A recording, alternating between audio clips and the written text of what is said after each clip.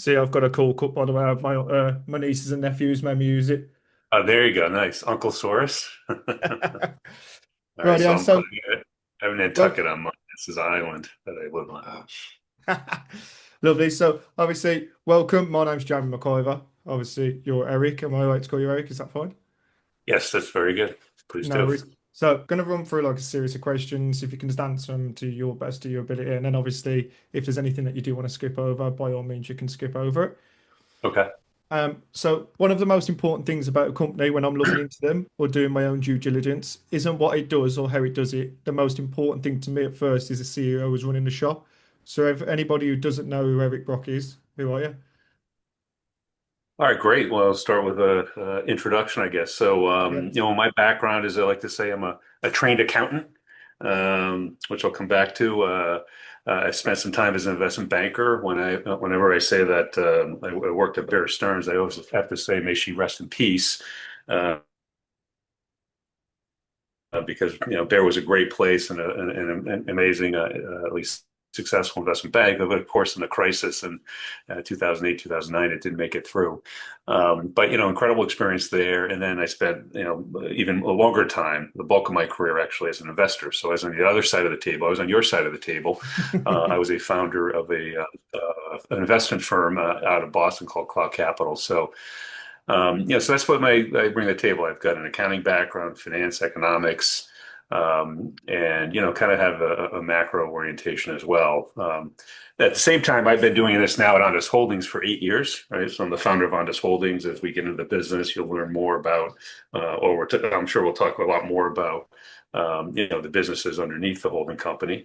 And we've got some incredible leadership there. But I've kind of architected the strategy at Ondas Holdings and been doing it now for 8 years. And so I guess the reason I'm introducing that, Jamie, is for a long time I was new to the CEO role in many ways, an unlikely CEO. But I think I can say that now I'm a veteran, a corporate veteran. Uh, so that's that. I mean, I guess I'd also add that in my seat today, I take my responsibilities as a CEO very seriously. If you're asking me who I am, I make a commitment to our customers and our partners. And of course, that extends to employees and especially investors to work extremely hard on their behalf, right? To be totally committed to delivering. I've got a long-term focus on that endeavor. Again, we've been at 8 years and we're starting to see things come together really nicely, and we'll talk about that. But in my seat, I really want people to understand, and it's helped us a lot that I'm only going to win if you win, right? And again, it's customers, partners, employees, and especially investors. And I think that commitment and I intend to demonstrate our integrity of me and my team. I think has been really important. Yeah, so like I said, we'll touch on some of that stuff, but I think some of the guys, some of the stuff for myself when I'm investing in a company is you used to go from a CEO perspective. And I mean, because you can own the biggest company in the world, but the right person ain't in the job, it doesn't matter. And I think you do a Right. fantastic job. And I think recently it's shown even Thank you. more. But for people that have been on the journey for a long time, they'll definitely see a lot of the progress that has been made. Like I said, myself, it was only brought to myself at the beginning of this year in my group when people started talking about it. And I thought, like, as soon as we did it, we got a channel set up in there, and we think it's fantastic. And we've got a bit of a religion that we laugh about every day at the moment, because at 1:30 UK time, you guys seem to release some more good news every day. So, so it seems to be on the dot every day, and it seems to be a recurring thing that we laugh and joke about. So, because it's positive all the time, so that's fantastic, and I think that's a great introduction. I think again, this goes hand in hand with that. One of the many great things that I've admired about you myself is how active you are on social media, delivering updates about the company and interacting with retail. Do you think this is important, and why do you think, and why do you take this stance when many other CEOs don't? It's a good question, and I sort of I thought a lot about it. I was very deliberate as I considered using these social media channels. And at the end of the day, I do believe very strongly that communication and transparency are important. I've also say, along the growth of my professional curve or life, that the world has changed. So going back to when I was running the hedge fund, there was this sort of a code that investors were, I would say, overly discreet, right? Could never be in a newspaper. You could never have promotion, and that was just sort of the way everyone thought, was supposed to work. But today things are different, and I really think it is for the better. And I also say that's particularly true for a mission-driven company like Ondas. We want to be, very clear and transparent and communicate, what we're trying to achieve. And I think there's huge benefits to our company and all the folks connected to us. So for me, Twitter and LinkedIn are huge enablers of that. They're platforms to communicate, and against the vision. It's also the ability to demonstrate our progress. And I'll also add a lot of the communications you see, and I spend a lot of time on your side of the table. So investors are always thinking whatever the CEO says or the company does, it's always about them, but it's not, right? We're also communicating to customers, partners, employees, even competitors, right? We're making messages, and so, we're there. And the other side again is I think transparency and accountability are essential. That's the way we build trust. So, we're very, transparent. We're telling you what we're going to do. We're going to tell you why we're doing it. And then, of course, we're going to go execute against that. It's not always going to work. But I think the investors, you buy a lot of goodwill if they know what you're trying to achieve. And I think that's something you're going to continue to see us do very deliberately. I think it's important that most people or CEOs or anyone does that because it's humanated as well. So it makes you look human. I see a lot of people that try and reach out to people in companies and they're to no prevail. And like for me, on a personal standpoint, I think it's since any stock I've ever invested in, I think it's the best thing I've ever seen. I think it's good to connect. I think it makes people feel a little bit wanted, so to speak, as well. So it makes people feel good. But Yeah. I can't knock it, and it was one of the things I admired about you 100%. So, so going back to when you introduced yourself, because I have got you on LinkedIn too, so I did look at your history and I've looked at a few of the other employees. I just find it fascinating. So looking at your career, you've held some incredible positions from senior accountant at Ernst& Young and all the way to founder, chairman, and CEO of Ondas. Along that journey, you've managed portfolios and navigated multiple companies. How pivotal were these past roles in preparing you for where you are today? Yeah, so yeah, I guess I will tell you that I do believe I've had amazing training. I'm fortunate to have amazing training along the way to get to this point.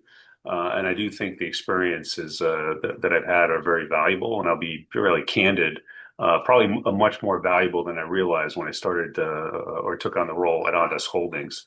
Because when in my last job, and I did this for a long time, I was an investor, and you're managing a portfolio, and if you make a mistake, right? We had 100, sometimes 150 positions in our portfolio.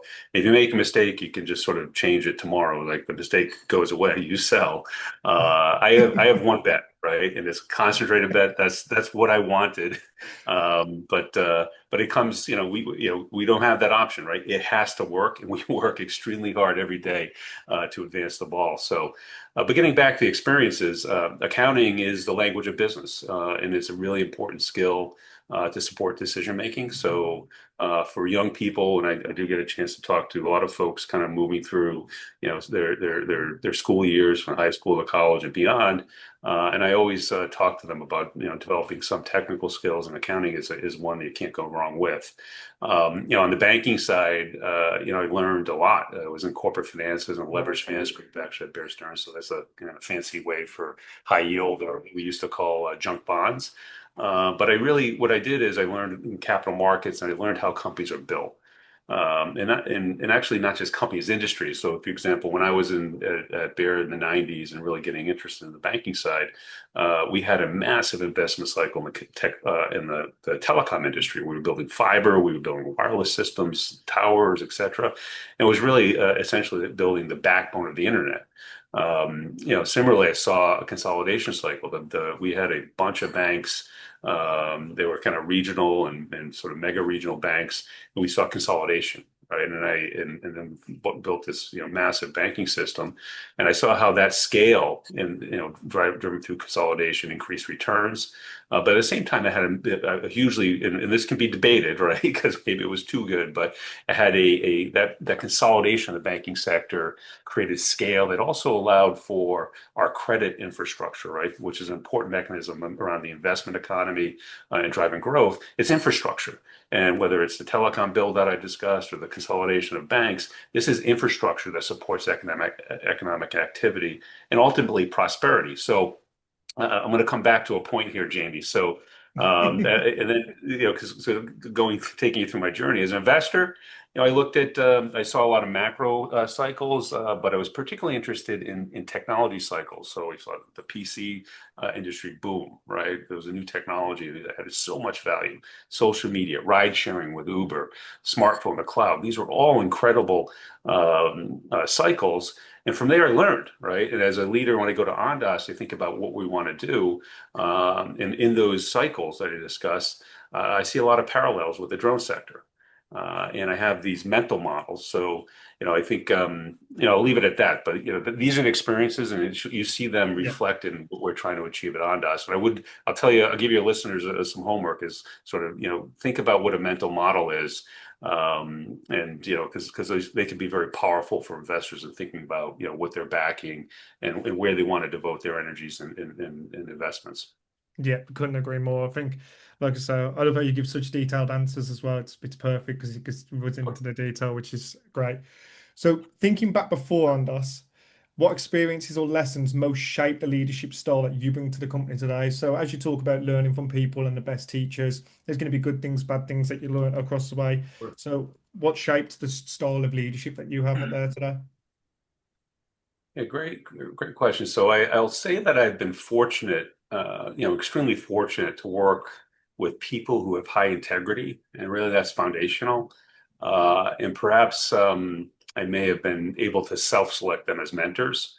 I find that I'm just kind of thinking through this question with you, Jamie, is that, the harder the work you work, uh, and the smarter you work, the more valuable you are in an organization, things tend to work better. So it goes both ways. But getting back to sort of the leaders and the mentors, with that integrity, you can build a lot of trust, and that can also permeate through an organization. So I'll also add that I believe in flat organizations where employees are empowered to execute, and those who are proven capable, you want to give them as many opportunities as you can. I dislike bureaucracy. I don't want to put limits on anybody. So, for example, if somebody has a job and it's they're supposed to do A, B, and C, and they're doing that at a high level, then they say, oh, I'd like to do this over here to support the firm. You give them that opportunity all day long, and I think it might have been Steve Jobs who said the world belongs to the doers. And that's what I found in my life. Be a doer. Find the doers, empower the doers, and some really great things can happen. So, that's kind of where I think about some of the more important lessons. Yeah, and I think that's very important when you see somebody in your company that's doing, like you say, A, B, and C, but they've got the potential to do a lot more, that's recognized and they're promoted in a good way. And when you see, like you say, a CEO that pushes you to do those things, it ultimately makes you just want to do more for the company, makes you want to perform better. Yeah. So that, yeah, Yep. that's exactly how I progress through my own roles in my company, and I rate that a lot. Um, so as someone from the UK, where investing isn't widely taught or encouraged here, I'm curious, how important do you think it is for people to start early and start planning for their future and investing and stuff like that? I think it's hugely important, and I love what you're doing here, Jamie, on a personal level and how you're engaging Thank with you. the community. But it's hugely. I am a pro-growth guy. I think that's obvious, and I think about growth on many dimensions. Of course, financial is really important, but it's not just financial. I think the fundamentals around growth and investing extend to personal life, professional life, even society as a whole. So. And you can't have progress on any of these dimensions if you don't invest, right? Investing in self, investing in your career, investing your savings. So I think I can, if you think about this topic, I'll give you maybe a few things to think about. And first, just emphasize that investment and savings are tied together very tightly, and in fact, savings comes first. You can't invest without savings. So I would say, again, drawing on my experiences, live prudently, but also plan for your professional future in a way you can generate income, because income feeds savings, what feeds investment, and of course, investment feeds returns and growth and wealth. So I'd also say that again, for new folks who are sort of thinking about, at a young age, how do you do this? How do you build wealth through investing? I want to emphasize you should be diversified. Limit your speculation. Investing is serious. You want to be long-term greedy. It's not gambling, right? People ask me if, or I'll just share, have conversations like, do you like to go to Vegas? Do you like blackjack, craps, whatever? And the answer I always give is not really, right? It's fun to go, and but I do like to take I do take risks, right? You can't, investing is about risk, and it's sort of course should come up with its reward if you do it the right way. But when you're going to the stock market, the odds are in your favor, right? So that's where you want to take your risks. And there's so many opportunities as an investor to build a diversified portfolio. You want to do that. You want to limit your speculation. And so I'll add one more thing. And I don't know who we can attribute this quote to, but this is another homework assignment. Someone once said that compounding was the eighth wonder of the world. I think it was attributed to Einstein, but maybe it's a truism that a lot of wise people have found out. But I think you should your audience should try to understand what that means and never forget it. The most important thing about investing is the savings, putting it to work, and then letting it work, right? And every year when you're compounding your returns, powerful things can happen. So in the earlier you start, if you do the math, the much further ahead you're going to be, later on in life when you want to realize the rewards of all your efforts. Yeah, and I think that's perfectly put, which is, as you're aware, we run the group and stuff. And in there, we have a lot of 18-year-olds come through, and I'm 28 years old myself, been Good. investing for like 5 years. And with those coming in, they always want that quick fix. What do I put my money in? Where do I put it? What do we do this? And we try and always say, you're never going to have conviction unless you find it yourself. We're happy to guide, we're happy to talk, but be diversify. Put what, I mean, talk through things with each other, but don't just come in and think, because you see so many things on social media now where you can just dump all your money in and you think you're going to be a millionaire overnight. It's just unrealistic. Yeah. And we try and help them sort the fundamentals, the basics, that it's a Yeah. journey. It's going to take time to Yeah. get there. It's going to take like I say to people all the time, you'll go to work and work 200, 160 hours a month, but then you're not prepared to put in an hour or two or three or four to research the stock, but you're happy to put the money in. That's just took you that time, and it doesn't really make sense. And I try and drill that across to people, and it works with most, but not all. Good. Good. So, Good. Good. yeah, Yeah. but no, I think Some that's a people have to fantastic. learn the hard way, Jamie, Yeah, but everyone learns. yeah, Learning you learn some way or another, anyway. 100%. Yeah. And we Yeah. we all have those lessons early on, and luckily mine have already been and gone, so I'm happy with those now. Um, this next one, like I say, again, everybody always sees this as a negative, but not me personally. Recently, there's been a dilution, sometimes often seen as negative, but when used strategically, it can actually strengthen a company. As CEO, how do you balance making the right term decisions for managing investor emotions and retail sentiments in situations like this? Sure, sure. Yeah, and I see the commentary a lot. And of course, I'm always open to feedback. That's really critical, and I welcome it. But when you think about capital plans, fundraising, investment strategies, growth plans, you need to really be thoughtful and sort of assess, the situation and really kind of the decisions that I have to make, right, with the situation and the facts ahead of us. So, no CEO wants to dilute their investors.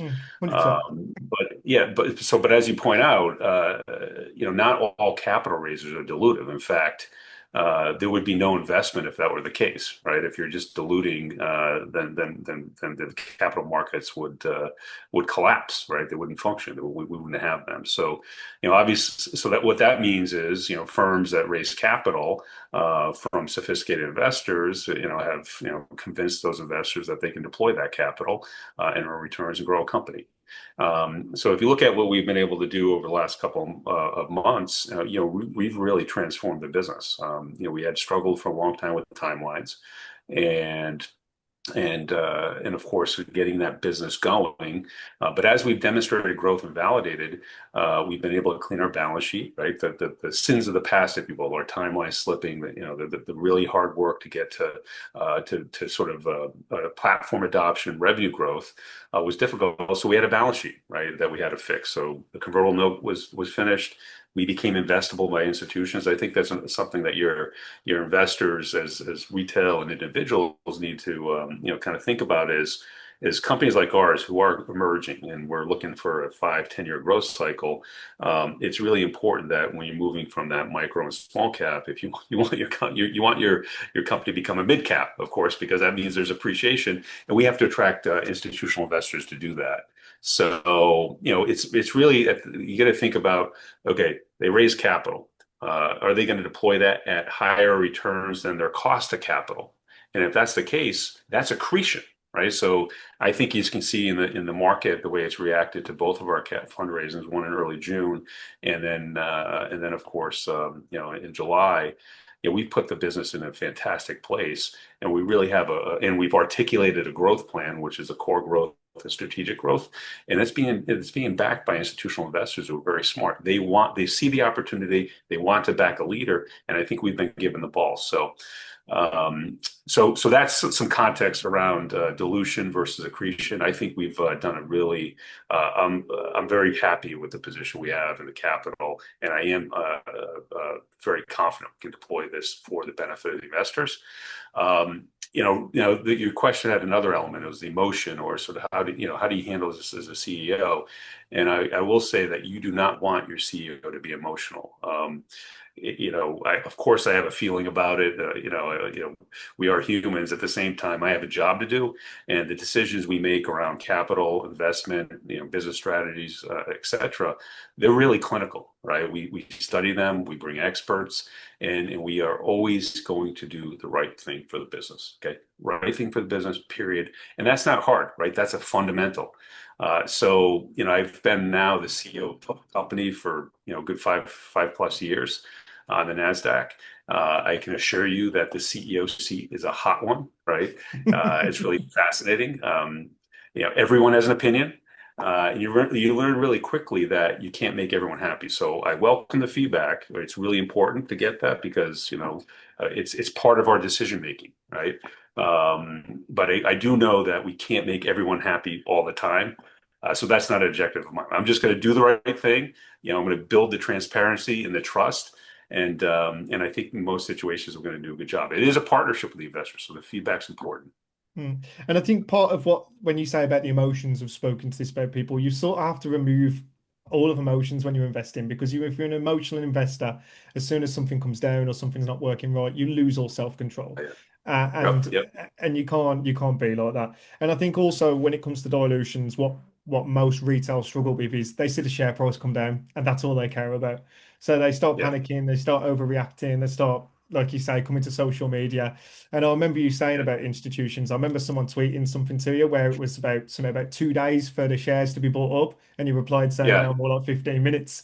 And It was true. It was like there was excitement because we had turned the corner. So, yeah, Jamie, it's a great point. I think it's worth, I'll share some more perspective, for retail investors. And of course, we have been, very active, and we're putting the business together, and we're really, making a concerted effort to be transparent and tell you exactly what we're doing. And of course, there's so much going on. We have a lot of yeah, announcements. every day. I think a lot of times in retail investors, because this isn't necessarily your day job, right? You have to earn an income, support your families, yourselves, and you're not the institutional investor who is 24/7 sort of looking at Ondas, a bunch of companies, and is professionally trained in this. So you don't have the context always, and maybe even the access to the information that's not just Ondas specific, but in our industry, et cetera. So we tend to see investors who say, "Oh, there was news," and they extrapolate. They say, "Okay, it's like everything that happens is sort of like the most important thing that's just in their investment." And I guess what I say is firstly, everything we say is not directed to investors, right? So that's if there's other people that we're communicating, customers, partners, regulators, employees. even competitors. And then secondly, when you're digesting it, you need to think about, okay, this is what the company, whether it's Ondas or anything else, this is what they're sharing with you. This is the latest event. What does that mean, not for tomorrow? What does that mean for 12 months out, 24 months out? Because that's how a company is valued, right? If we're demonstrating progress and people are excited and think that that we're validating or even increasing the growth that we're going to have, that's going to get reflected in the stock price today. But you have to have an assessment about sort of, is that sort of strengthening the company and making our investment better. It's not just, hey, is the stock going to go up because they issued a press release? That's always hard to know. And I think again, touching on that subject, I think most people sit there and say, I'm an investor, long-term investor. Well, long-term investment is 5, 10 plus years. And the problem is when they see stuff like this happen, they think short-term instead of thinking long-term, which again narrows down to emotions, doesn't it? You need to look in and realize that if you're only doing it for short-term, you're not investing, you're trading. So you need to Yeah, justify where actually you are. And if you are a yeah. long-term investor, like many of us are, that we see, and it didn't flag up any problems. And then days after new good news is coming out anyway. So yeah, I mean Mhm. it's one of those. So no, I agree with everything you said. Like I say, people can find it as a touchy subject when you talk about it, but it's easily spoke about, isn't it, if it's in the right context? It is. Um, serving on the board of Rift Dynamics whilst also scaling American Robotics, Air Robotics, sorry, and Ondas Networks, all while Mhm. maintaining a strong presence on social media. From your perspective, as you push for growth and expansion, how do you prioritize your time and resources to make sure each part of the business scales successfully without falling behind? Because it's a lot. You do a lot. Yeah. It is a lot. It is a lot. You're right. And there's a lot of change. In fact, by design in our plan, there's going to be more. We are executing a strategy to drive growth and scale. And we believe it's an imperative, right? The defense and security market globally is transforming. It has to transform. And we want to be a leader. We have that opportunity. We have to make the most of it. So we're going to execute the plan. As you're pointing out, that does introduce new challenges, not just for the firm, but for me personally, in terms of how I lead, where I focus my energies. I think this may be ironic, but as we grow and get bigger, we're going to get more resources. In fact, we've already seen that. So yeah, Uh, I've got that and down. that's of course financial, right? So we're going to be a stronger company. We're going to have a more heft. We're going to have faster, path to profitability, which is critically important. But we're also adding management talent. So again, it's ironic or maybe counterintuitive, but my job actually becomes easier, right? Because we have deeper and more experienced leadership team. I become more scalable, right, for the teams that execute. We're more diversified. We have more things that can go right. So, and I think this is all very, very positive for investors. So, I'm going to continue to of course set the direction for the firm. I do that from bottoms up, advice everywhere, right? These decisions. It really is clinical, as I described. But I get folks like, and there's a bunch of them. You see us adding to our advisory board, but I'll highlight Oshri Lagasse, joined our leadership team, and we had a strong team. He just made us stronger. Mhm. And that's, of course, he's the co-CEO of our Ondas Autonomous Systems business. He brings incredible experience. I mean, it's been for me powerful, right? Because Yeah. I can just sort of build around that team. Um, so anyway, so I think it's going to be a lot easier for me in a lot of ways to lead a thriving, well-capitalized business, and as compared to sort of all the struggles we were to get to this point, from making that transition from developing this incredible technology to maturing it now to having it adopted in the field and delivering it. So that doesn't mean I rest at all. I mean, you're going to still see me 24/7. It actually gives me the opportunity to build more, because the markets are massive that we're addressing. They Oh really yeah. are. So we're just going to go for it, and I think it's exciting. So touching back onto that, so now we're going to start talking about the Ondas. Recently, you've expanded your team with some phenomenal talent, which is what you spoke about, Yep, like James Acuna. I don't know if I said that properly, but I think I touched it. Acuna. Yep. How does it He's feel bringing in leaders of this caliber, and what does it signal about the direction of Ondas? It feels awesome, and I think it signals that we're a very serious company with serious capabilities and poised to lead. So you're right. James Acuna, does not join Ondas to do some really interesting, important work. We've got a lot of potential here, But if we're not credible, right? If we haven't established our bona fides in terms of developing technology that's critical, serving really important customers, all these defense and security companies, public safety organizations are really, really important. We're providing them critical platform technologies and services. Um, so I think it's just that simple. You see the advisory board. I did say and it's exceptional beyond James. He's the latest to join, and we've got more. We have more folks. We're going to be building this really globally. So you're going to see some more talent here in the United States come on to support us, and also in Europe. And it really takes a coalition because of what we're doing. And this gets back to maybe some of the imperatives. And I'll highlight the United States, but you're seeing this all day long in Europe and elsewhere. Is we need to mature our security, right? It's defense, it's homeland security, it's a protection of critical infrastructure.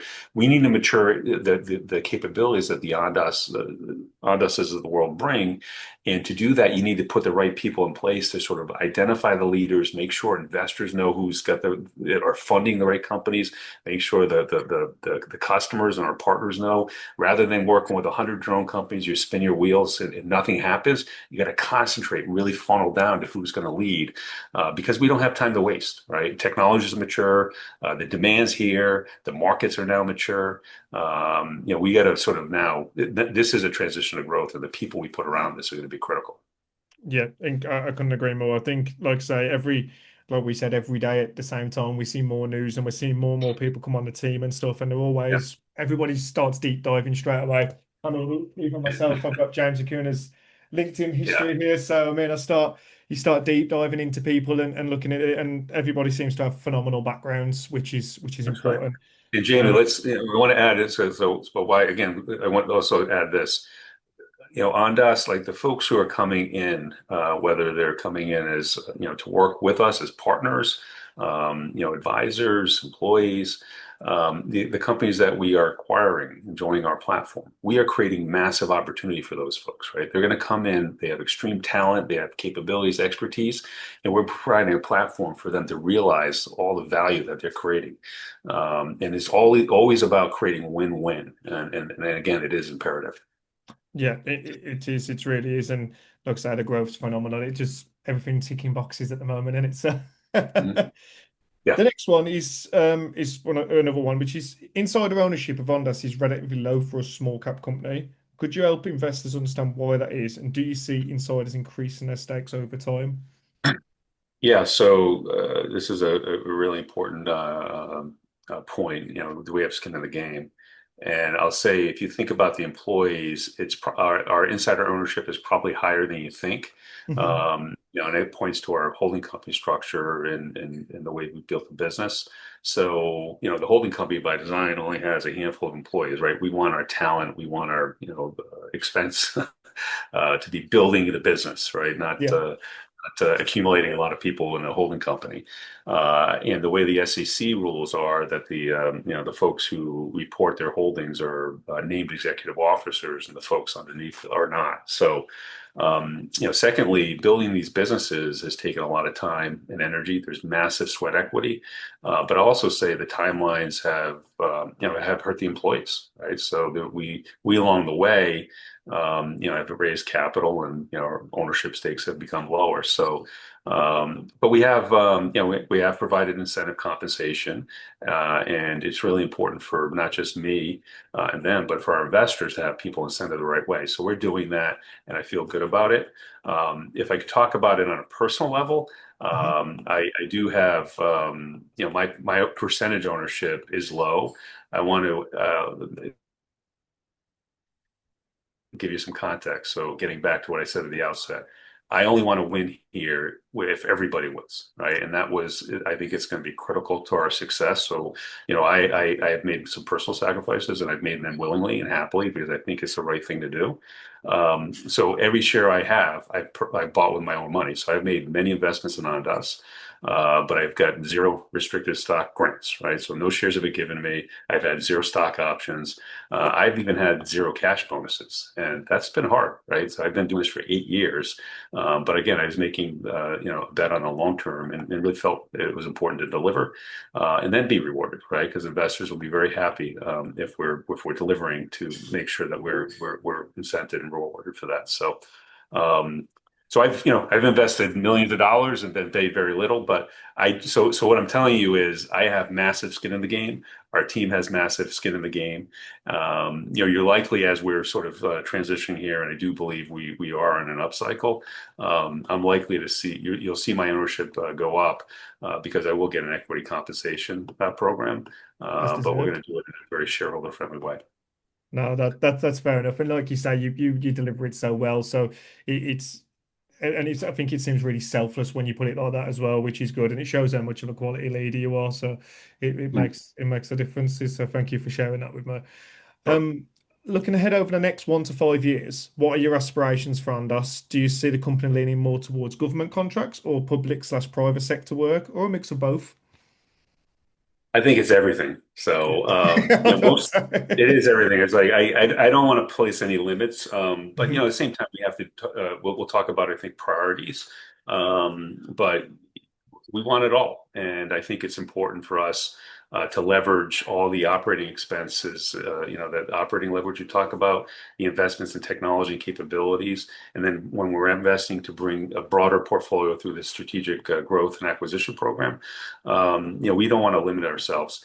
At its very core, I want Ondas to be an important defense and security company, and I want us to have a global footprint, right? That's how we're going to be successful, and that's going to be hugely beneficial to investors.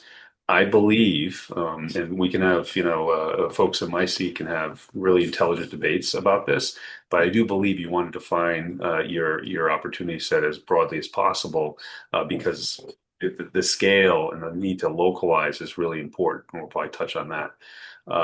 We are mission driven. And what we're doing again is really important. Delivering the autonomous systems, the physical AI as we've described, these capabilities. We're doing this at scale. So we've really got we as this transition. I feel like we've been given the ball from investors, right? We've been given a mandate. We asked for the mandate. We had an investor day in early July, and we laid it out. Said, listen, this is our core plan. This is where we see opportunity to provide scale and invest and grow a big and important company, and investors have backed that, right? And that is extremely powerful. And so we have the mandate. If we don't execute it, the mandate's going to go. It's going to go to someone else. So you're going to see us very stridently do it. I'll also add that. Well, just at its core, what does that mean, for you as an investor? We are going to be a super fast grower, right? We're committed to that. It's really important for us to become what I call self-funding, right? Profitable, as soon as possible. And then we can generate profits, then we reinvest for growth, right? In my old seat or your seat, we call that compounding. Remember, I said earlier, compounding, right? What does that mean? That's also true for companies. If you can generate profits and then reinvest those profits at high returns, the rewards to investors are really significant. So I see us getting to that point. Now we have a lot of work to do. There's nothing going to be given to us. We have to earn it every day. We have to earn it from all corners, including our investors. But if we execute this, I think we're going to again we're going to be rewarded with a high valuation, and ultimately that's going to be really, really good for all of us.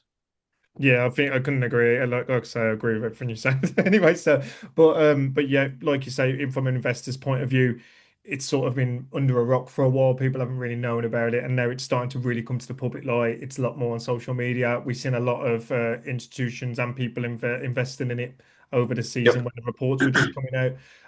I know obviously you probably talk to M5 and stuff on Twitter and that as well, and he posts a lot of the buys that happen and stuff. He's very clued up on it, and I know the guys like a lot of the stuff that he Yes. thinks.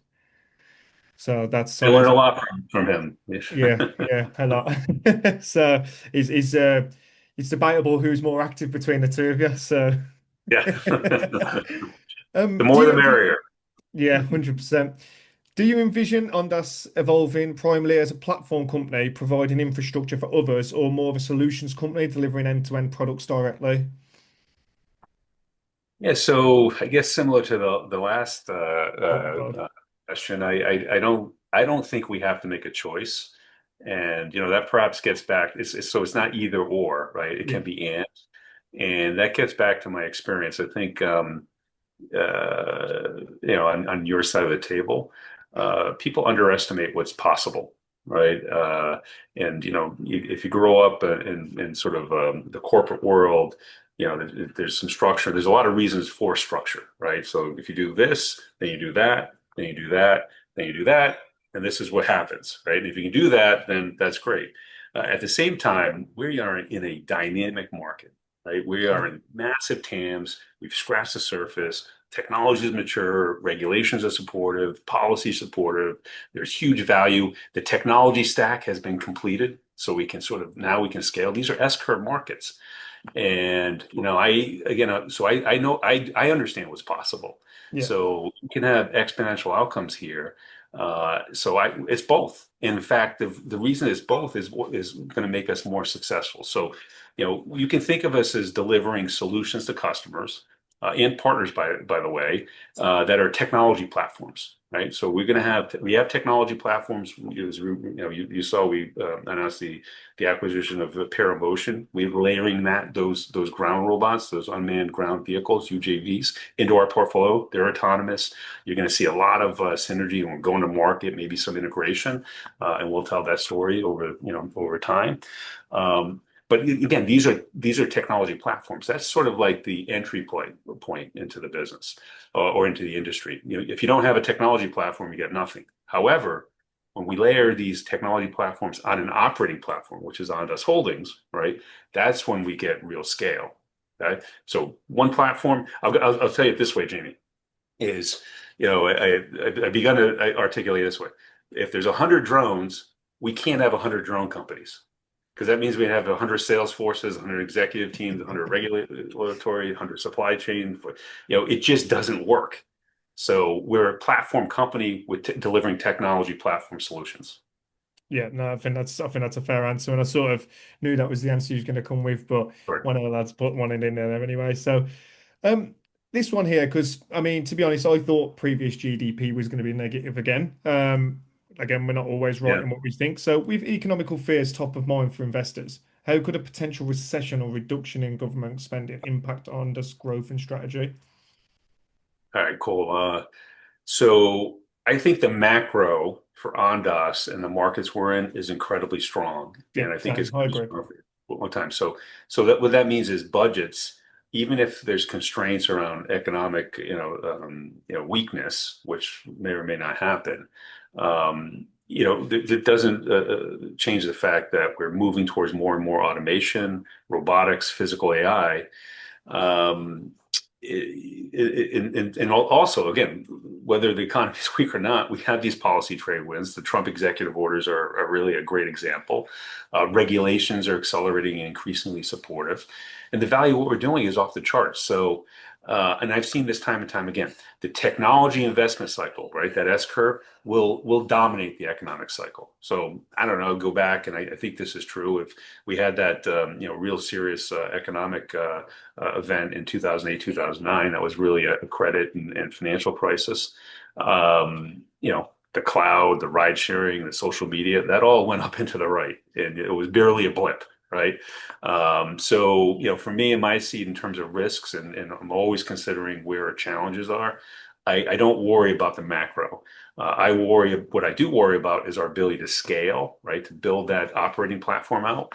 And it's really about in that vein, it's about our internal performance. How fast can Ondas strengthen its go-to-market capabilities? That's the only limiter on our growth, in my opinion.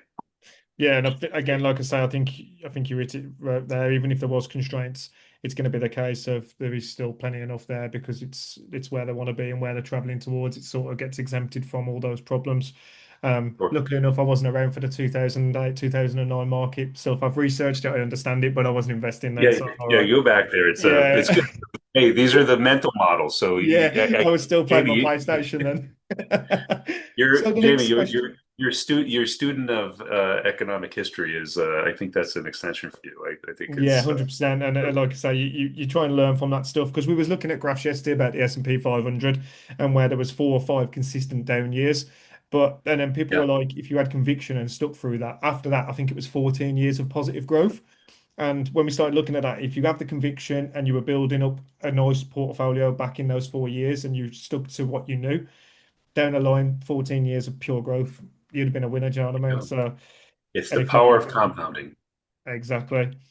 The next ones, obviously, the lads have put these together about the Ondas network. This one, I prefer the drone side of the business. I mean, everyone will have Sure. their personal favorite of what they dive into. The Yeah. guys love the network side of the business, so we always Yeah. bounce ideas, and then that's where we come to. So that's like I said, that's a couple of questions on the network section, but I was learning Sure. about this as I was going, and they educate me as much as we do bouncing back and forward. Good, So good, good. where exactly are you today in rolling out your new wireless rail network? How many railroads, how many miles of track? And if not the exact number, can you give me a sense of scale of the hundreds, thousands, etc.? And what's stopping it from scaling faster across all the big railroads in the near future? All right, sure. So let me start by saying that what we built at Ondas Networks Yeah, in the software-defined networking capability is a very valuable asset. It's a very strategic asset. It's important to railroads. So they have four major private wireless networks that are essentially continental, right? If you look at the footprint in the United States, you've seen the rail maps, it goes everywhere. North, south, east, west, there's track everywhere. So they're massive operations, and this is a really significant network or networks that they're going to upgrade. And I believe, and we're putting evidence and validation around this, that every single network they have is a legacy network. It's capacity constrained. It's got some security concerns that regulators are really taking a close look at from a cyber side, and it's a limiter on some of the new technologies they can adopt around automation, edge computing, sensor capabilities, so running trains faster and more safely. That the private networks are limiters. So it's incredibly valuable to railroads. It's valuable to the vendor community, the Siemenses, the Wabtec, the Hitachis, the Ciscos of the world, the Starlinks of the world, all trying to sort of think about, how can we drive intelligent solutions at the edge so you can run trains faster and more safely. Now, of course, so the reason I'm saying this, Jenny, is I want to highlight and help, at least from my seat, everyone's going to have their own view, which is great. But we've been disappointed with the railroads. Ondas Networks has done everything we've been asked or could do and more, but the railroads are slow. There's inertia, but at the same time, there's an inevitability about this. Okay, and there's not another direction they can go. So we're committed. So from the investor standpoint, we've gotten this down to the sleeping point in terms of cash requirements, right? So we're trying to limit that burn that doesn't have revenue on it. And my belief is over the next 6 to 12 months, you're going to see them start to build networks, the railroads, and when they do it, they won't be small. So at that point, so if Ondas Networks today, if you look at our enterprise value, it's probably we're people underwriting an investment in Ondas based on our drone business, which we can justify and we're going to talk about, I'm sure. But it's a call option. And one day you'll wake up and we'll say, hey, the railroads are starting to build a network, and that call option will go in the money, and everyone's going to be a lot happier, especially me.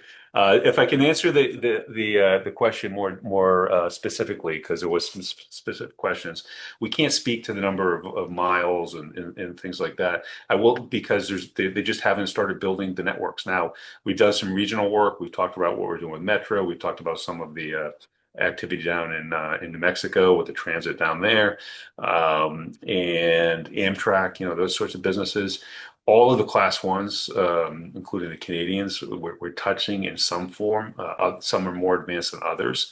And Marcus has gone through some detail. We'll continue to keep you apprised of some of the new applications. So you remember, on Ondas Networks, we're bringing a wider data pipe, right? So they have this real small data pipe. These legacy networks do one thing. They call them stovepipes. Need train control? Okay, we have this. Need a head of train, end of train? We have this.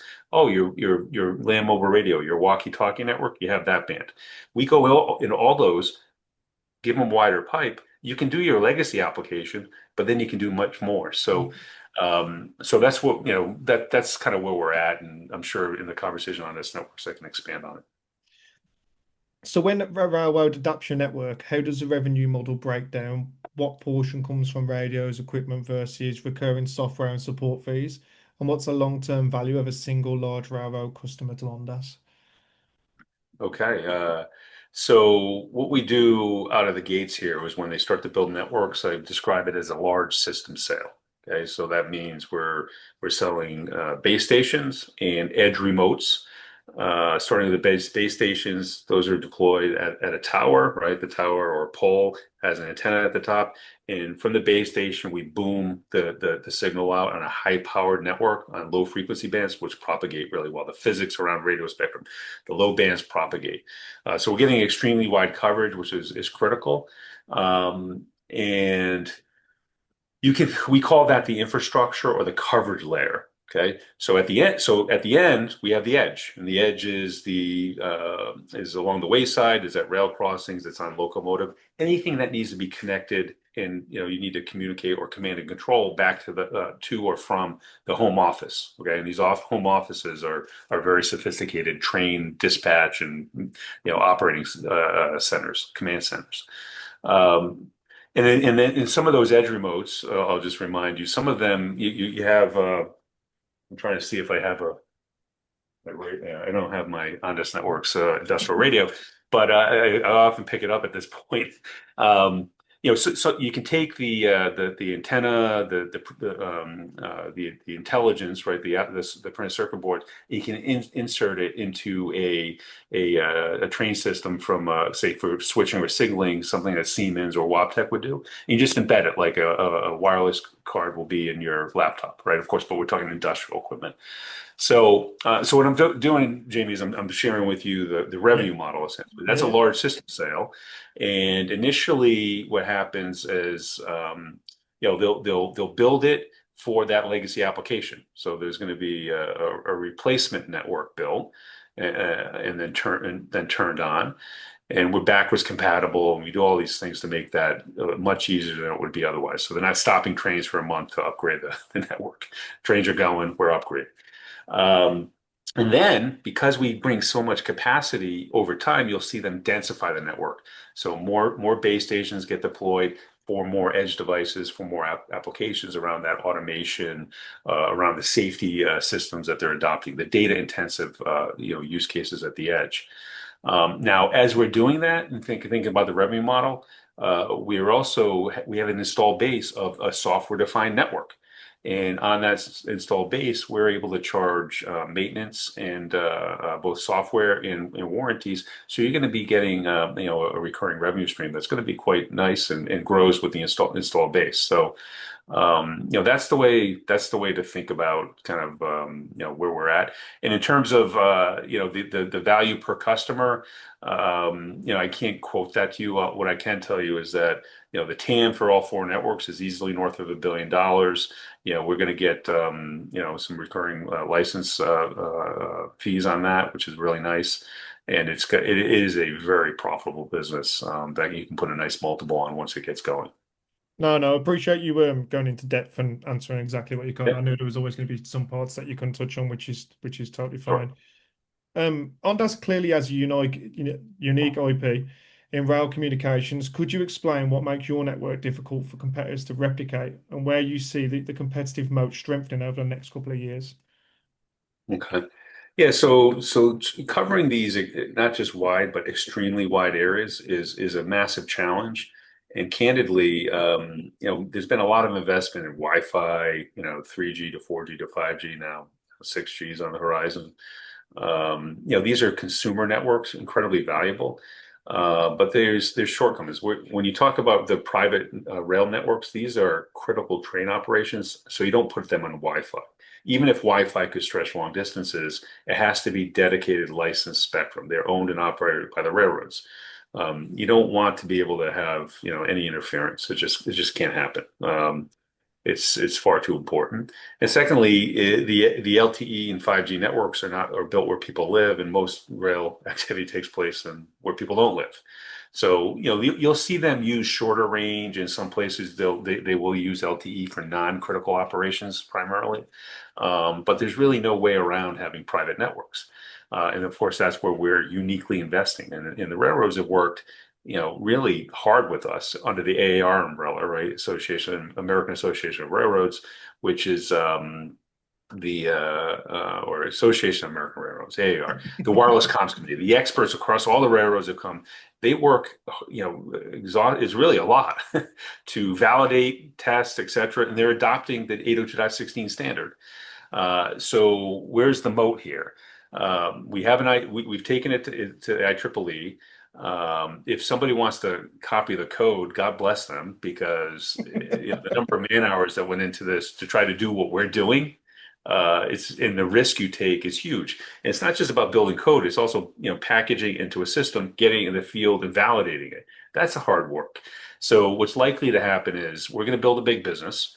And as we do, more vendors are going to come in and say, "Hey, can we license the technology?" And we will say yes, because there's going to be real financial benefits. So I don't worry about. Then the thing is, like, if let's just say somebody could do it, you've got some smart folks from outside the U.S., wherever they are. And they build it and they knock on BNSF's door or Union Pacific and say, "Hey, I got a .16 network." The first thing they'd say is, "Okay, well, if I'm going to deploy this network and it's counterfeit, uh, you know, Ondas is going to say, wait, you're violating my IP." Yeah. Um, and secondly, they're not, these networks are, going to be in place for 20 years. So, you're not going to make that massive investment and take that risk. So it's just in the real world, we have an incredible position from a competitive standpoint. It's just about getting the railroads to go. No, I think that's fair enough. And I completely agree. It's one of those things that's not easily copyable. And I think it goes back into this next question, which is, rail is a Sure. conservative and highly regulated industry. What barriers of adoption have you faced in introducing the new communication technology, and how are you working to overcome them? Yeah, this is just to be candid, the painful part, right? Because nobody can work harder and be more dedicated than we have. I mean, we have, and there's benefits because the railroads, do have increasingly been relying on our expertise. So it's not just bringing the technology, which is exceptional, but it's also the expertise, which is lacking internally throughout the industry. And we could sort of have a long conversation about that. So we're now railroaders, right? And I say we, I'm talking, especially my team. We're railroaders, which is really important. But let me maybe sort of answer this from a process standpoint and kind of where we are, help you understand. So we had to make significant efforts. I said the AAR. There's a wireless comms committee, or the WCC. That's the networking experts all across the rail. They come to centralized places to plan technology roadmaps. So they all have to kind of come to an agreement on sort of what is it going to look like. How are we going to, because Union Pacific and CSX and BNSF, they can't run different networks, right? There's so much interoperability that's required. They're sharing track in many places. It's not, the analogy that you can understand is they don't have, there's six class one railroads, including the big Canadians. They don't have six different locomotives and six different wheel sizes. They have to have standardized stuff. So, and we've passed that a long time ago, right? We are increasingly we're seeing it in all four of those private networks, that we are the roadmap, and that's great. The thing is, the trick is to transition that, because the WCC, they set the standards. They don't control the budgets. It's the operating groups. And so when we are investing a lot of time, candidly, I wish I did it earlier, but engaging those folks inside the railroads. We did rely on Siemens for a lot of this, and we're taking more ownership of this dialogue with the train operating groups, because those are the guys who keep trains running. They need networks, and they have the budget. So, I encourage you to watch. Marcus Nodelman, our new CEO, he's been integral to this. He's got these relationships, he's got the experience, so he's getting us deeper and deeper into the rails, with more and more applications. And I think that's going to be really the critical piece of our success, because we will make this happen. And I think, like you say, mentioning other CEOs there that help you out in the business, sorry, and stuff like that, where we was talking about earlier about your time being restricted, having these such good individuals helping you out in each of these places where they do their jobs, it godsend, Yeah. isn't it? So yeah. What specific gaps in railway safety and efficiency does Ondas wireless technology solve better than the legacy systems currently in use? I know you just touched a little bit on it, Yeah. but Yeah, I'll try to be brief because we did touch on this a bit, but it's in terms of the dot 16 in our version of dot 16 is FullMAX. what we're doing vis-a-vis the legacy technologies is dramatic improvement, right? It's the data capacity, it's the security, it's the edge compute we can embed, which is all the data solutions at the edge. It's also the flexibility. Okay, so again, there's four networks doing four things, one each. When we upgrade these networks, we even make them fungible, right? We can move traffic between all the networks. That's a massively more efficient way to use scarce bandwidth, right? Bandwidth is really, really scarce everywhere. When you make the what pipe wide, they fill it up, right? So it's all that. So there's safety technologies, there's sensors along the track, there's more autonomy. If I point out the program we just won, right, the 450 megahertz, that's the head of train, end of train, or HOT, EOT. We call that. There's a lot of acronyms. Next generation head of train, or head and end. NGHE is what AAR calls it. We have that, right? And so the reason they're doing that, just to be illustrative of the value of more robust connectivity, is when you're running long train, they run long trains. And the reason they run long trains is fairly intuitive. They want them as long as possible because they can get more revenue on that train to move through, right? So running long trains, but of course that's the technology and the operating challenges around longer trains are significant. And one of them is you need to be able to see where the head and the end of train are, for diagnostics and other activity. But you also need the trains kind of in front and behind need to know where the train where this train is. And when they're long, they're going around bends, they're going up hills and down hills. Like the antennas it's hard to connect. We can connect. Okay. Yeah. And the problems we're solving is safety. So we're going to reduce collisions. And by the way, that's been a problem, right? The regulators are under pressure. The railroads don't like that. And then there's also something that may be less well understood, but you're seeing with these longer trains, they're having a dramatic impact negatively on, really, in a lot of places across America. Small towns where trains go through, they're critical, but they're stopping, right? They have to stop to load and offload. And because they don't know where the end of the train is, they're stopping on crossings. Okay. Mm. That means kids can't get to school, the ambulance and police can't do their job, people are missing work. It's a huge issue. Congress is really, really on them about this. But again, we can really do a lot of good work by making a robust link. And so on that upgrade, we're the critical sauce, right? Secret sauce. And we're going to obviously address that market to the benefit of our shareholders. Yeah, no, that sounds great. And again, like I say, it's a lot of learning, and hearing a lot of the stuff you're talking about is great, because stuff like that means that the stuff that you guys are doing in the network is very critical, because if there's trains stopping on crossings and stuff, it's not ideal, is it, for anybody? Yep. Um, how do you envision Ondas FullMAX technology scaling across global rail networks, not just in the US? Yeah, so we have some activity internationally with partners, and we are seeing quite a bit of interest for new programs. And I'll highlight what we're doing with and this happens to be with Siemens in India on a head of train, and then in the UK in Europe on a voice application upgrading a system. So those are interesting places for us, and we're doing well there. At the same time, and let me also add, IEEE standard is global, right? So this is a global technology that can be adopted, and ecosystems build around it. At the same time, I think where we are in the business development, where we want to focus our resources is we have the biggest opportunity, and where we've been working 5 years for it. It's coming. Is here in the U.S., and we want really are focusing our efforts on having success here.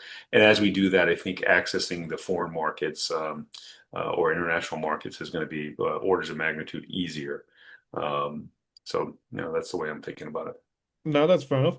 I think in this next question, hearing what you've been saying through these questions actually seems even more appropriate now than ever. Right now, Ondas Network seems very rail focused, but your tech clearly applies to other mission critical industries. Do you see opportunities to expand in non-rail sectors like utilities, energy, maritime, and what might that expansion look like? We do, and for a little more context, when I first showed up at Ondas Networks, I was actually an investor, and I saw the opportunity to at the time we called it industrial IoT. I kind of came up with this is really mission critical IoT or MCIoT. But the company had worked really closely with the utility industry to solve that connectivity challenge. We don't have a smart grid. And we don't have a smart grid. It's not because the command and control centers and the software in the cloud or at the command centers isn't available. It's not because we don't have sensors that can be deployed in the field. We don't have a smart grid because connecting all of that is really hard, right? So think about utilities. You got all sorts of problems, extremely wide areas. You've got line of sight issues because there's vegetation, there's hills, and of course, scaling these technologies is really hard. So we were working with the industry, things like the Utilities Technology Council, et cetera. And we found that firstly there was a lot of them, right? There's utilities. Some are big, but there's a lot of them everywhere. Co-ops, et cetera. There's I think thousands of utilities, and they are not early adopters of anything. So doing the work, but it was a slog. And then the railroads showed up. And the railroads showed up. And what's beautiful about the railroads is it's essentially a single customer in multiple continental networks. So you do the work and you get embedded into the infrastructure and the roadmap.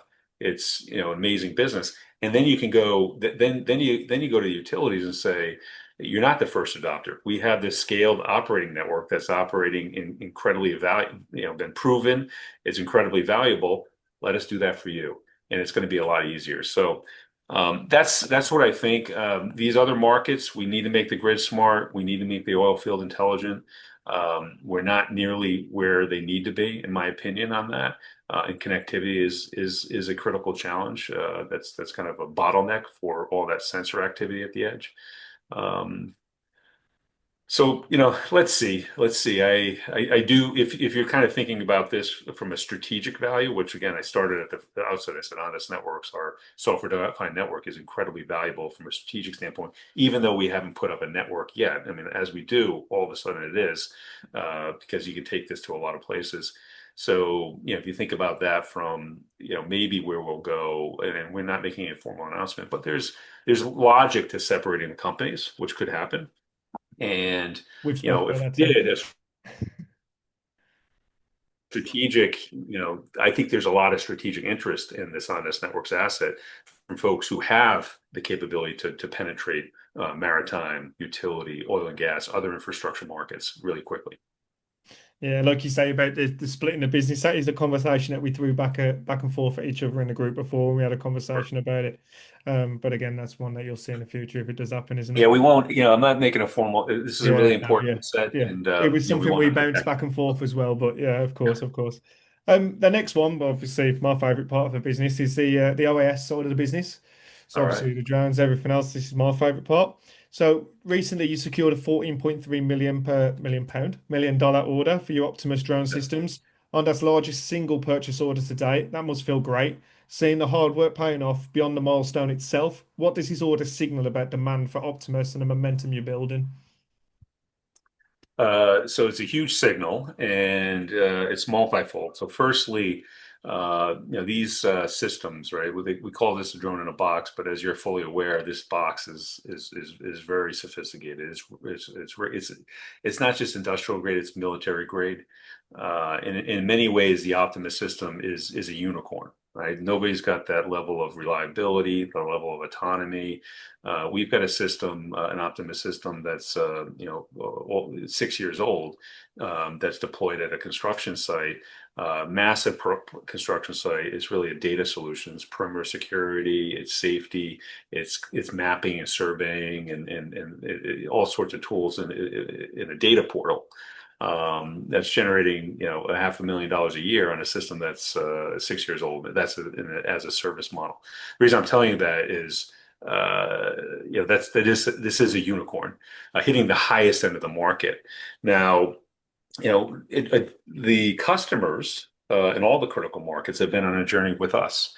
And, if you think about police, for example, They first picked up which probably was a consumer drone, a toy drone, and said, "Hey, if I can do this, I can bring this to the kind." This is not drone as first responder now. It's drone in the back of the truck when the first responder picks up. But they were getting utility on it, so they've increasingly been sort of getting more active, training, and the technologies are advancing.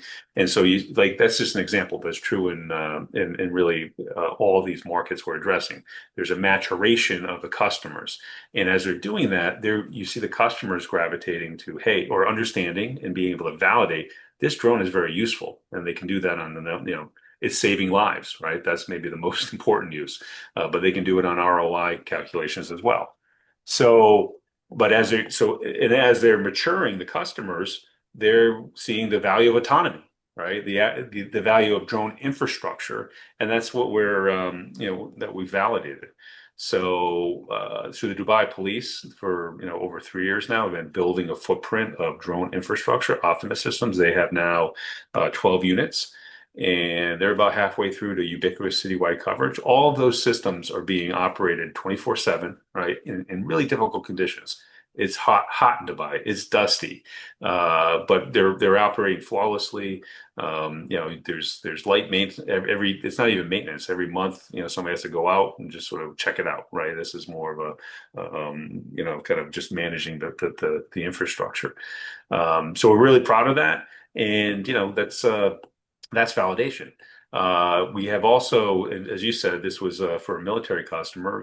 We're seeing a fleet of Optimus drones being deployed as infrastructure for securing bases, military bases, and borders. It's a massive market. We haven't really shared a lot of details on this, but the Optimus system has also been upgraded for what I call intelligent navigation. So this drone can now work without GPS in radio link compromised areas. Right. That's really important, and that's another differentiator. So, I think what we're seeing is our system is being validated, it's proven, and we're seeing the end market now ready to accept it and deploy it because they understand how valuable the autonomy is in their critical security and intelligence operations. Yeah, and I think, like you say, when you touch back into some of the partners you took on, which we're going to touch on anyway, I've seen the robotic arms and stuff, and I thought that looked good in the box. That would. So there's a lot more opportunity to upgrade, upgrade these systems, and I think the potential of it's huge. And we watched, obviously, you've got a few videos on YouTube and stuff, and they're interesting to watch. And I think it's just Yeah, amazing bit of kit, to be honest. thank Um, you. no, two of your drones were showcased front and center at the recent FAA Unleashed Drone Dominance event. Can you share what that means for Ondas and the visibility it creates for OAS? And also, I did see a stream, I think, on LinkedIn of you watching this back, and we was all commenting. The smile on your face was, you Oh, was, really? yeah. Oh, We oh, seen I some, didn't know. I'm yeah, not aware of that stream, yeah. or There is maybe a I video should. somewhere of you seen back on that post, and it just seems like there's a big smile on your face from it, which one of the lads put in the chat. So. But yeah, so obviously two drones were Yeah. showcased in the front and center. Like, what does that mean for Ondas and the visibility it creates? Yeah. So, firstly, we are very proud of that. Hmm. And at the most basic level, I think it does open a lot of eyes to folks who are new to the industry. And of course, a lot of our investors are. And maybe we expand on that. But it opens out a lot of eyes to how respected we are. Right? We've been, pioneers, starting with American robotics and aerobotics over 10 years ago. Starting to build these complex technologies, advance them, mature them. We're leaders. It's just that simple in these markets.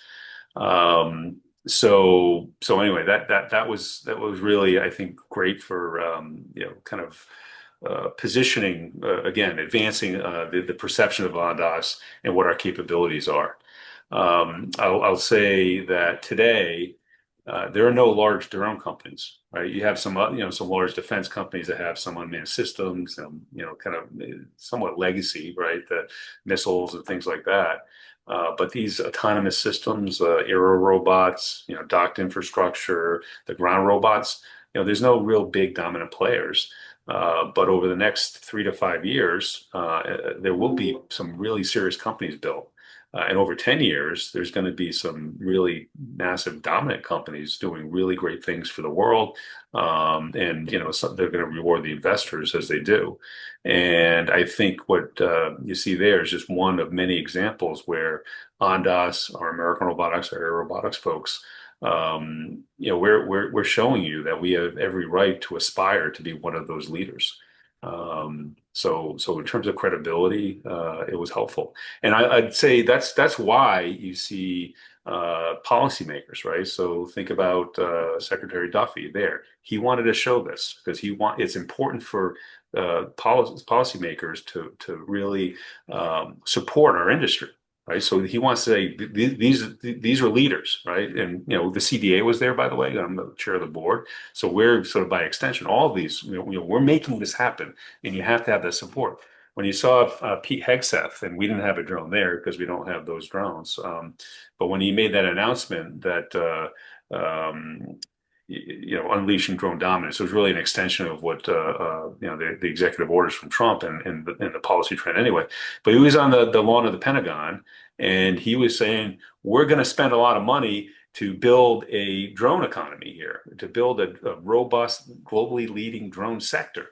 And he did that purposefully, right? And he flew those drones. It's because we need to communicate to the public who the leaders are, because there's hundreds of drone companies, but everybody doesn't win, right? Like I said, if you have 100 drones, you can't have 100 companies. It's just no, you can't fund that. The DoD can't interact with those folks. The FAA can't have 100 people on their door.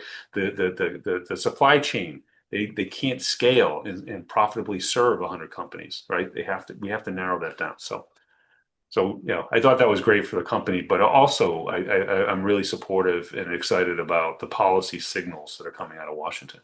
And this is one example. Yeah, it was like I say, it was a great watch, and it was nice to see it forefront on the stage as well. We knew obviously it was going to be Yep. a conversation about drones and stuff, but when you start seeing them on the forefront, it gives investors great Yep. confidence as well. So it was good to see. Um, with recent acquisitions and investments, including Rift Dynamics, Zickel Engineering, and Aperio Motions, you've clearly been strengthening OAS engineering and robotics capabilities.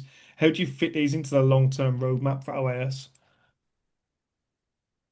Yeah, good. So you're going to see us continue to focusing on, excuse me, focus on building what we're going to increasingly describe as a system of systems portfolio, right? So we have aero robots, now we have ground robots. These are software-defined systems. They're modular and upgradable, right? So we're going to have product extensions off of these platforms themselves. But we're going to build additional capabilities and components to integrate these. So I think that's really a core as we build out the solutions and the technology platform footprint, having broader and broader revenue streams that are all connected to, the similar mission around delivering autonomy, delivering security, intelligence, protecting airspace and the ground. The other thing you need to think about our company, we have defined, like if we're developing these really special systems and platforms, which we are, we want to monetize them and provide them to all allied nations. That means we have to have a big footprint in the United States. We have to, and we're going to grow it. We have to have a big footprint in Europe. We have to have it in the Middle East, and even in Asia to some extent. But if I prioritize, there's a real big market for us to put stakes in the ground and to lead and win in the U.S. and Europe. So why I'm saying this, Jamie, is localization, right? So we know front and center.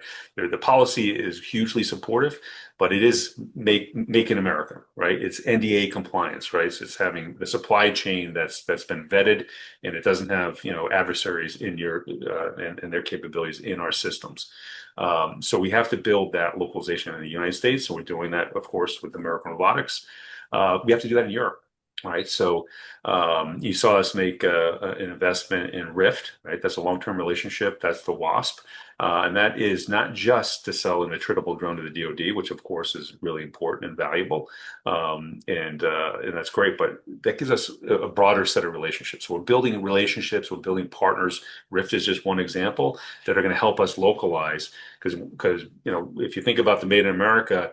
Now, starting when the Trump administration and those policies emerged, J.D. Vance went to the Munich Security Conference in February, and I encourage you folks to go back and sort of or at least familiarize yourself with what he said. But he talked about resilience, right? It is a very stark message. The Europeans got that message, so if they want to be resilient, that means over time they can't be dependent on Americans flying over, exporting everything. We have to localize there too, which means supply chain, it means people. And I think if you think about our strategic roadmap, that localization in Europe is part of it. And then I'll just add one more thing, and we won't go into great detail because this is a story that we're going to be telling in the coming months. But with James Acuna joining us, it creates a ton of that optionality for us to do all this scale everywhere. But as you know, he's been he's a subject matter expert for sure, right? He's been his relationship and networks, really across the board, whether it comes to ministries of defense, the DoD here, intelligence agencies, and of course those extend into Eastern Europe and Ukraine. There's a need to bridge, right? There's a need to share best-in-class systems and capabilities. There's a need to invest in create business models around this. And that's what we are exploring. I think it's a massive opportunity and some optionality here. So these is, we think about how we're the strategic growth program around acquisitions and investments. Gives you a sense as to the way we're thinking about it. Yeah, no, I think that's a fantastic answer. And I think with all acquisitions and investments that are happening at the moment, everything's so positive, everything's so, I mean, obviously as investors, we start looking into these companies when they come on board. And like you say, with Rift, you've got the Wasp, and with Aperio, you've got things like all the ground Yep. The automatons that you've ground. got. Sorry, yeah, Yep. sorry, sorry for the word. Yeah, and I think there's just so much, like you say, opportunity there to keep just growing the business outwards, Sure. and so many tools coming on board. And like I said, the Wasp, I like a little slogan that's on our website: cheap to use, cheap to lose. Oh, I good. think, I It's think, important. yeah, I think like you say, because sometimes it's about cost effectiveness when you're building these things and what they're actually made for to use. So I think it's great opportunities there. Yeah, so Jamie, I'm going to expand on that because you're spot on, and this is a massive theme, and it has serious implications for product roadmaps and decisions and strategies for us in the industry. This is a concept around mass affordability. And we need to do this in volume, and we're going to get affordability through product design and build for purpose systems and operating scale. The lower cost delivery company, right? When you have that scale, is going to be very valuable, and the DoD specifically wants to encourage that. They want to see companies like Ondas expand and drive operating costs lower as well as product costs. The reason I'm saying this is if you look at Aperio Motion, this and built for purpose, the things that we've been doing in Israel are pragmatic. That those ground robots are lightweight, they're low cost, they're high performance. So if you look at the robotic dog, right, four legs, a soldier can carry that on his back. So Yes, those are the sorts of things you'll bring, and they're dual use, right? Law enforcement needs this as well, other critical security organizations. But those are the things at low cost that are going to go in tunnels. They're going to go into buildings and homes that are, where there's bad guys and there's traps, right? You don't want soldiers and police officers doing that. But you can't have a $250,000 drone do that. I'm sorry, or ground robot do that because there's a good chance it's going to blow up, right? So you need low cost. This is mass affordability, and I want to just highlight that. yeah, no, and I think that was key has been to what we like you say, the cheap to use, cheap to lose. When it comes to military Yeah, uses and police use and stuff like that, it's very important that you get high performance but low cost effectivity. And I think that, like say, what Rift offer in them opportunities is fantastic. It's quite interesting to see as well. Really, it's it's different to how the world's shaping as we're getting further down the line and up into the years that because this type of stuff 20, 30 years ago would have people would have said no chance. So it's wild to see. You've been expanding in the Middle East, particularly in the UAE. What feedback have you received from customers there regarding the Optimus system and how transferable are these learnings into other regions globally? And I know you touched a little bit on like weather Yeah, and stuff, sustainability, stuff like yeah. that. So, I'll try to be succinct, but the work there has really been foundational. And take Dubai. This is really the first and still the highest performing networked drone infrastructure deployment in the world. And as you're doing that, you're not just sort of validating that the drone flies and lands, which of course is critically important. You're also kind of defining what the concept of operations are around this. So, you start with a few. The law enforcement agencies need to how to integrate this in its most productive way into their operations, right? Around emergency response, surveillance, keeping people safe, protecting populations and cities. And so to expand on that, what they've done, and this is where the ball is headed, is they've taken the drone operators, the guys overseeing the flight from the dispatch center, and dispatch center has got the big screens. There's cameras all over the cities. There's people calling in, and they're the people there manage law enforcement assets, which are the people or the officers and their vehicles and the specialists that have to go do certain things. They've taken that out, and it has its own standalone center, so command and control center, which is fascinating. And so anyway, so it's really about putting all of that together so that can be scalable, not just us, but the mhm. customers can scale. As we're doing that, we talked a bit about the order from our major Middle East customer around Optimus, and that's for the borders and bases. We're doing the same thing in that context, right? How do you deploy this at a base? What is perimeter security like? Emergency response? What are payloads, right? There's certain payloads and sensors that you might have around a base that you wouldn't have around, say, a maritime port, right? Because you may have, other threats. Maybe we'll expand on that some other time. Um, but anyway, the feedback's been great. Getting back to Dubai, we've been really privileged to work with these leaders. They are, like I said, they're really proud because what they do is amazing in terms of adopting technologies. They're on the front edge, and what they're doing for us is anybody who comes to visit Dubai in the active in these sectors globally. They get demonstrations right in Dubai. Say, hey, this is what we do. This is how we do it. And of course, that leads to a lot of conversations with us when people go back to their own homes and operations. So let me add one more thing. We have, in terms of customers, the foundational work we've done in Israel has, we're creating platform technologies that, it's in the interest of the Israeli government to help promote globally. Just like their other security missile defense systems they promote globally. We see that with the platforms we have.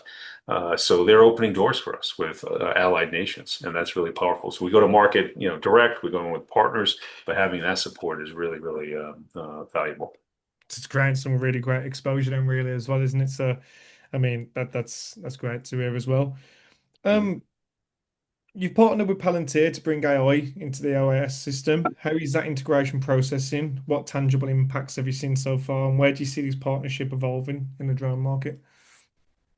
Sure. So the opportunity here with Palantir or the partnership we announced is multifold. We have announced that we are integrating their Foundry system, which is really an AI capability that makes your enterprise or ERP systems more scalable. And this is particularly helpful as we're building that operation platform that's scalable and interfacing with the supply chain globally. Right. So we're doing this integration, and I guess I would say for us it's been a little slower than we want, largely because we've had resource constraints connected to sort of the activities in I'll just say in Israel, and our team. Sometimes we have specialists who are called to for other services. So. but I'm happy with that, and I think that's going to be very productive for us. The agreement also allows us to integrate other capabilities around what I'll call, again, physical AI. For one example is their visual navigation or VNav. This is a capability on drone that allows for a navigation without GPS or radio link. It's an optical system that looks at the ground, and there's a processing on our drone that can compare the ground to a map, and so the drone always knows where it is. And of course, that's really important and valuable. Now we are already doing that on both of Iron Drone and Optimus. We have intelligent navigation. But we may decide to adopt the Palantir capability if it's going to expand the market in the U.S. And as we're talking about this and other things, there are opportunities for Ondas and Palantir to go to market together. Again, if you know that they're in the world of aggregating and analyzing and making, creating intelligence out of disparate data pools, right? And you think about Optimus, Iron Drone as well, but Optimus more obviously, it's a sensor that's carrying data, collecting data 24 hours a day around critical locations. So if you're at a base or border in your U.S. government, and you've got the video feed coming into Optimus, you're taking a high resolution optical thermal imagery lidar, whatever it is, with sensor, all of that can be pushed into Palantir or into data lakes that Palantir can create a lot of value around. So those sorts of things are where we see potential for Palantir. So let's see where it goes. Yeah, and I think as soon as people start seeing the Palantir name as well, and when they start seeing the two together, it gives good investor sentiment because what Palantir have done themselves over the last few years is phenomenal, and then what you guys have done over the last few years is phenomenal as well. You put the both together, it just creates even Yeah. more confidence between the I, two.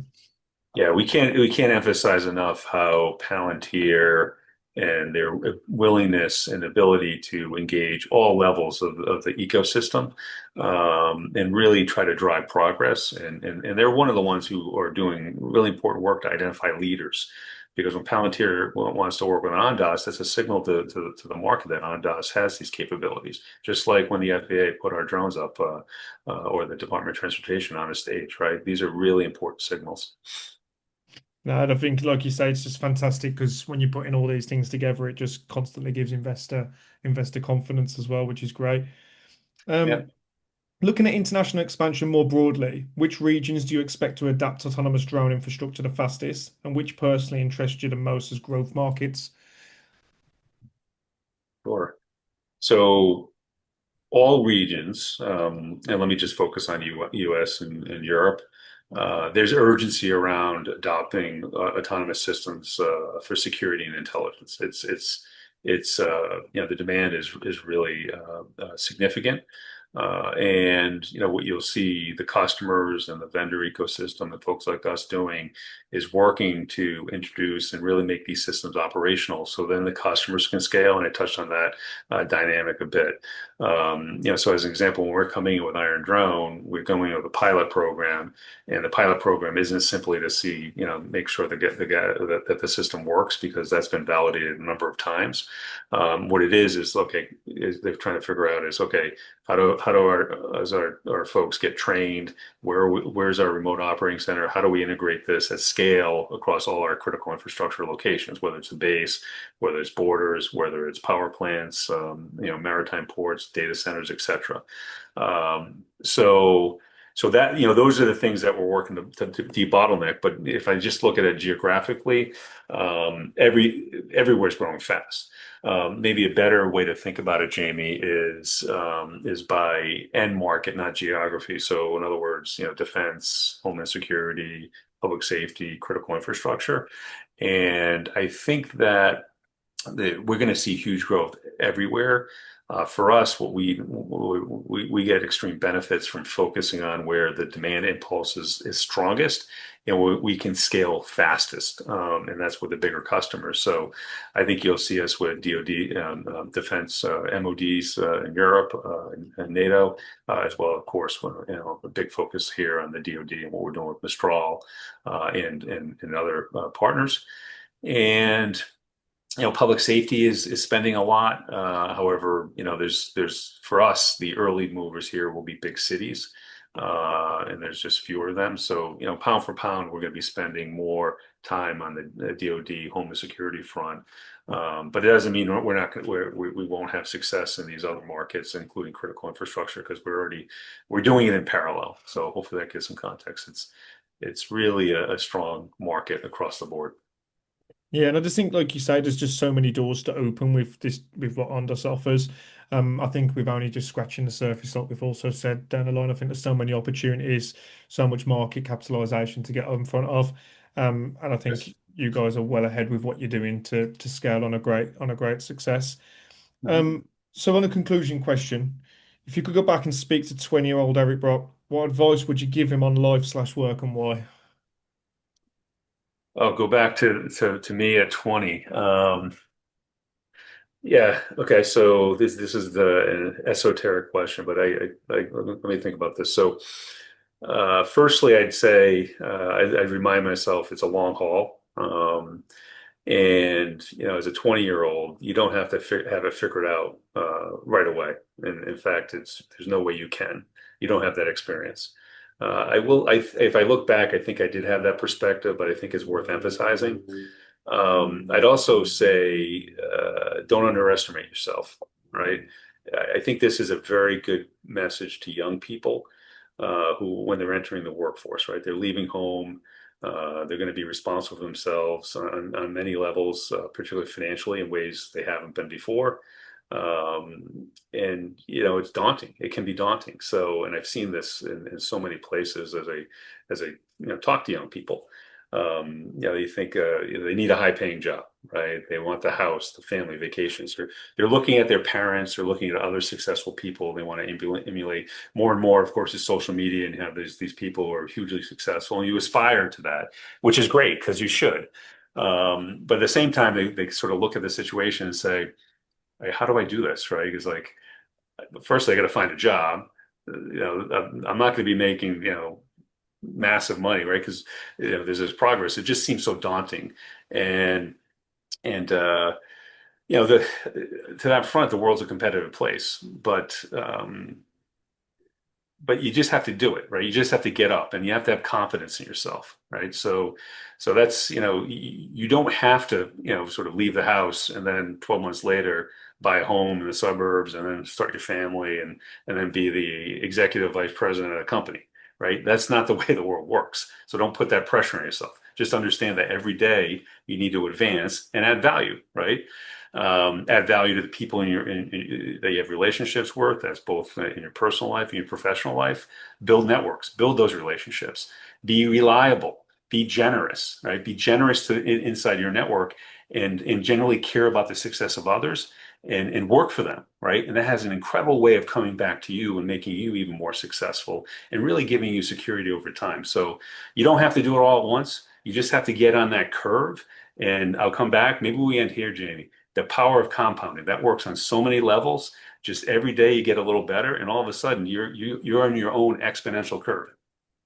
Yeah, no, I couldn't agree, and I'd appreciate, like I say, I think some of the young guys in the group, when they hear this, they'll appreciate the advice that you've given them, and I can't express the gratitude that me and a few others have, and a lot of people that are waiting to hear this can express to you for taking the opportunity out of your day to give us this time to answer the questions.